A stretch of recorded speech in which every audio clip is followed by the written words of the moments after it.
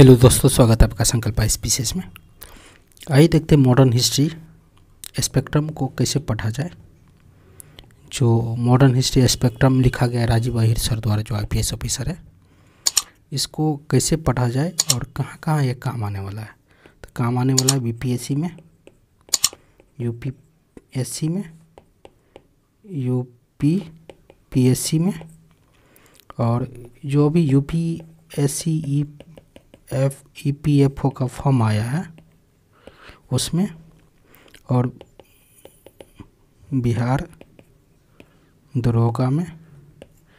यहाँ से देख लेते हैं BPSC में कम से कम मॉडर्न हिस्ट्री से 15 से 20 क्वेश्चन फिक्स है यहाँ से, और इसमें कौन सा टॉपिक इम्पोर्टेंट है, क्या क्या इम्पोर्टेंट है, सारा कुछ डिटेल कवर करते हुए जाएंगे और डिटेल बता देंगे कहाँ से क्या पढ़ना है, कैसे पढ़ना है। तो आइए शुरुआत करते हैं। जो ब्रीफ हिस्ट्री है मॉडर्न हिस्ट्री की, brief history of modern India, किसके द्वारा लिखा गया है? राजीव अहिर सर द्वारा। स्पेक्ट्रम की एक PDF ली है। तो आइए शुरुआत करते हैं। पहला है अप्रोच, इसको नहीं पढ़ना है। और यहाँ पर आर्काइव दिया हुआ है कहाँ से किस हिस्ट्री को लिया गया है। और उसके बाद नेक्स्ट चैप्टर है यूनिट 2 में है एडवेंट ऑफ यूरोपियन का आगमन है इंडिया में। यूरोपीय का आगमन कब हुआ इंडिया में, कौन सा पहले कब आया, कैसे हुआ, कब कब ईस्ट इंडिया कंपनी बना, पुर्तगीज कंपनी बना, डेनिश ईस्ट इंडिया कंपनी बना, कब बना, फ्रेंच कब आया, डेनिश कब आया, वो सब का। तो ये थोड़ा सा देख लिया। चैप्टर 3 इम्पोर्टेंट है। इसमें बताया जाएगा कि कौन सा कंपनी पहले आया, कौन बाद में आया, किसके बाद कौन आया। तो जैसे सभी लोग जानते हो कि पहले पुर्तगीज आया, उसके बाद डच आया, उसके बाद ईस्ट इंडिया कंपनी आया, उसके बाद डेनिश आया, डेनिश के बाद फ्रेंच आया। तो ऐसे याद रखिएगा PDEF। और कंपनी बनने की शुरुआत पहले पुर्तगीज बना, उसके बाद ईस्ट इंडिया कंपनी बना इंग्लैंड की, इसके बाद डच बना, और उसके बाद डेनिश बना, उसके बाद फ्रेंच बना, उसके बाद स्वीडन भी आया, स्विस कंपनी। तो इसकी शुरुआत ऐसे हुआ है। तो थोड़ा सा ध्यान लीजिए PDF में के फॉर्म में। और यहाँ से इस चैप्टर को पढ़िएगा। चैप्टर नंबर 3 इम्पोर्टेंट है। उसके बाद इस चैप्टर के सभी के में पढ़ने के बाद समरी दिया होगा। समरी ज़रूर पढ़िएगा, क्योंकि मॉडर्न हिस्ट्री कम से कम आप एग्ज़ाम से पहले, जो एग्ज़ाम अगर BPSC का अटैम्प्ट कर रहे हैं या कोई भी एग्ज़ाम कर रहे हैं, तो उससे पहले मॉडर्न हिस्ट्री स्पेक्ट्रम कम से कम 10 बार से 12 बार आपको पढ़ना ज़रूरी है। तब कंटेंट याद रह पाएगा, नहीं तो नहीं याद रह पाएगा। मॉडर्न हिस्ट्री यहाँ से पढ़ लीजिए। उसके बाद घटना चक्र से क्वेश्चन सॉल्व कर लीजिए। BPSC के लिए एनफ है इतना। और 8 से 10 बार थोड़ा सा पढ़िएगा। 8 से 10 बार पूरा बुक को नहीं पढ़ना है। 8 से 10 बार एक बार बुक का कंटेंट समझ लीजिए, कहानी समझ लीजिए, उसके बाद समरी दिया हुआ है, समरी को पढ़िए 8 से 10 बार। समरी में भी पूरा चैप्टर का निचोड़ दे दिया गया। तो दिखाते हैं आगे भी समरी कैसे पढ़ना है। थोड़ा सा ये हो गया चैप्टर। चैप्टर नंबर 4 इम्पोर्टेंट है India eve of British conquest. British conquest के टाइम इंडिया क्या था, तो मुगल क्या क्या चैलेंजेस था। तो मुगल का चैलेंजेस था, डिक्लाइन ऑफ मुगल कब हुआ, राइज ऑफ रीजनल स्टेट हुआ डिक्लाइन ऑफ मुगल के बाद, क्योंकि मतलब वीक सक्सेसर आने लगा मुगल एम्पायर में।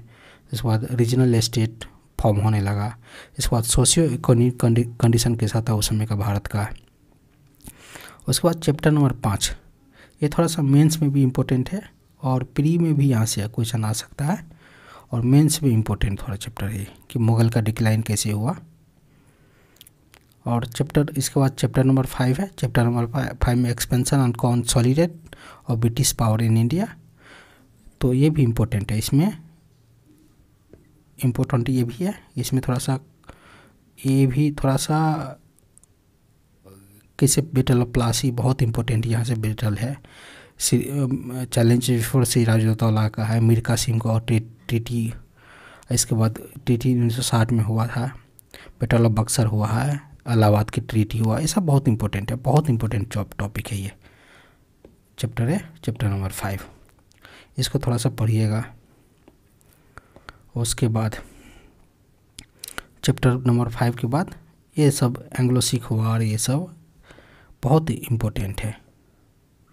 उसके बाद यूनिट 3 में चैप्टर नंबर 6 आ जाएगा। चैप्टर नंबर 6 भी one of the most important है, यहाँ से यूपीएससी में क्वेश्चन फिक्स रहता है। और अगला चैप्टर है रिवोल्ट 1857, पूरा है, इसको पढ़िएगा, बहुत इंपॉर्टेंट है ये सब। Chapter number 7, chapter number 8 socio religious reform, ये भी बहुत इंपॉर्टेंट है। चैप्टर नंबर 9 को भी बहुत अच्छे से पढ़ना है। इसके बाद चैप्टर नंबर 10, यहाँ से नेशनलिस्ट की भावना, यहाँ से क्वेश्चन रहेगा ही रहेगा यहाँ के बाद से, तो यहाँ के बाद से क्वेश्चन रहेगा ही फिक्स है। चैप्टर नंबर 10 से बहुत इंपॉर्टेंट है नेशनल कांग्रेस की फॉर्मेशन। उसके बाद नेशनल मूवमेंट 1905 से लेकर 1918 तक में, मतलब स्वदेशी मूवमेंट हुआ। उसके बाद हो गया स्वदेशी बाइकआउट मूवमेंट हो गया, मॉडरेट एक्सट्रीमिस्ट की जो हो गया स्प्लिट हुआ था, सूरत स्प्लिट, वो सब है। उसके बाद चंपारण सत्याग्रह हुआ इसी बीच में। चैप्टर नंबर 13 है कि first phase of revolutionary activity 1907 से 1917 में, बहुत इंपॉर्टेंट है ये भी। चैप्टर नंबर 14 भी बहुत इंपॉर्टेंट है, नेशनल रिस्पॉन्स वर्ल्ड वार के समय हुआ था, फर्स्ट वर्ल्ड वार के टाइम में। Chapter number 15 emergency of Gandhi ji जब इंडिया आते हैं, यहाँ ये भी बहुत इंपॉर्टेंट है, बहुत इंपॉर्टेंट चैप्टर सब है ये सब। इसके बाद chapter number 17 non cooperation movement, बहुत अपने आप कहा नहीं जा सकता कि इम्पोर्टेंट कितना है ये सब। 17 है स्वराज पार्टी के स्थापना, socialist idea, revolutionary activity.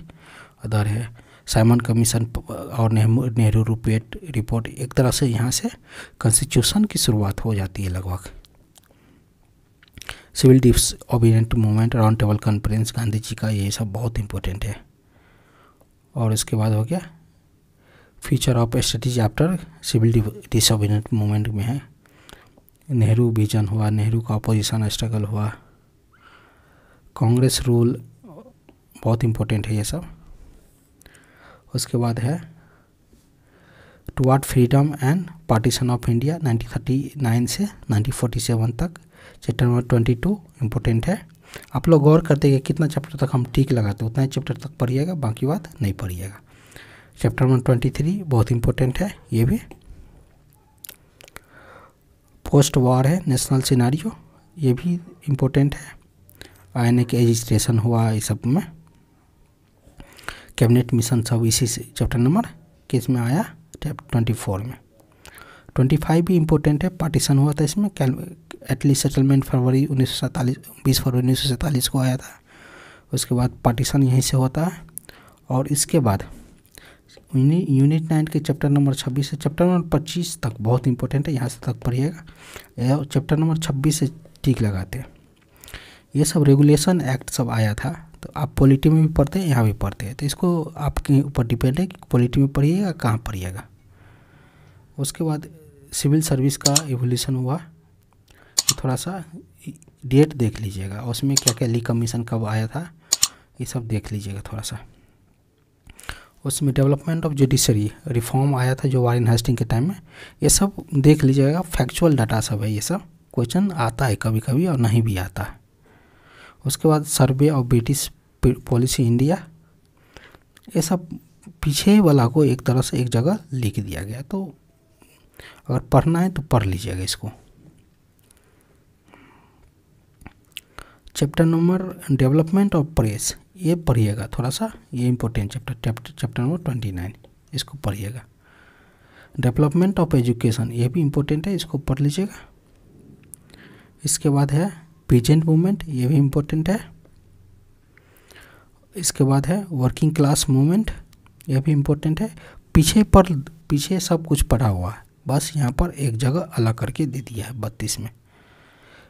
Independent after, ये इसको यहाँ से छोड़ दीजिएगा, यहाँ से नहीं पढ़िएगा।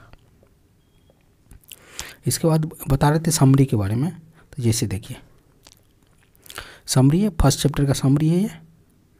तो इसमें सी रूट से आया, रेनेसा का भाव आ गया था कि नया नया हमको जगह खोजना था, तो सी रूट खोजा गया यूरोपियन द्वारा।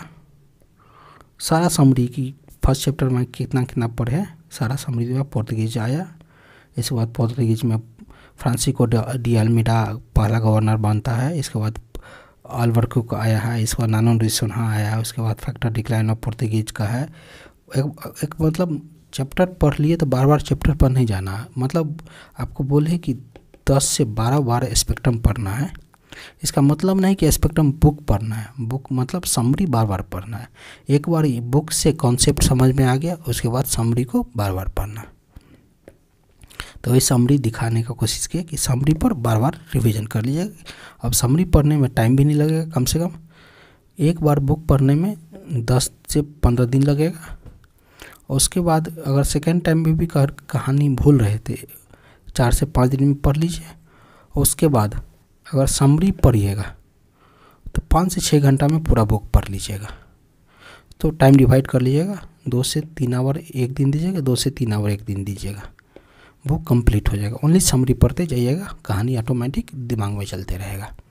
ये था स्पेक्ट्रम पढ़ने का तरीका। हम इसी तरीक़ा से हम भी पढ़े हैं और बहुत अच्छा किए एग्ज़ाम में। आप लोग भी ध्यान दीजिएगा, इसी तरीक़ा से पढ़िएगा।